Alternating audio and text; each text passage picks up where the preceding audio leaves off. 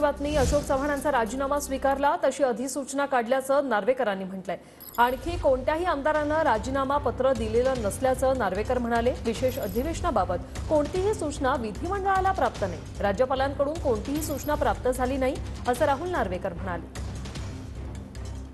विधानसभा अध्यक्ष राहुल नार्वेकर आपल्या सोबत आहेत। सर, विधिमंडळ नेहमी चर्चेत असतं, आज सुद्धा चर्चेत होतं। अशोक चव्हाण यांनी राजीनामा दिलेला आहे, कधी दिला, स्वीकारला का, तुम्ही काय नेमकं सांगाल? विधिमंडळ चर्चेसाठीच असतं। अशोक चव्हाणजींचा राजीनामा आज मला प्राप्त झाला, त्यांनी स्वतः तो माझ्याकडे दिलेला आहे आणि तो मी स्वीकारला आहे। या संदर्भातलं गॅझेट नोटिफिकेशनही इश्यू झालेलं आहे। सर, दुसरा असा प्रश्न की काँग्रेसचे अजून काही आमदार जे आहेत ते सुद्धा राजीनामा देतील असं चर्चा आहे, त्यांचा काही पत्रव्यवहार तसा आलाय का तुमच्याकडे? काय सांगा?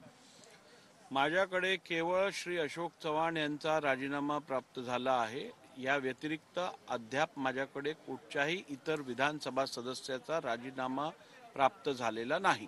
दुसरा असा एक प्रश्न आहे की चर्चा आहे की 15 किंवा 16 तारखेला विशेष अधिवेशन जे आहे ते बोलवलं जाईल, तशी काही तयारी विधिमंडळात सुरू आहे का?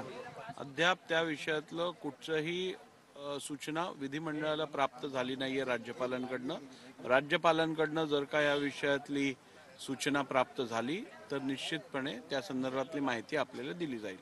कॅमेरामॅन रोहन पवारसह विनायक डावरुंग, TV9 मराठी, मुंबई।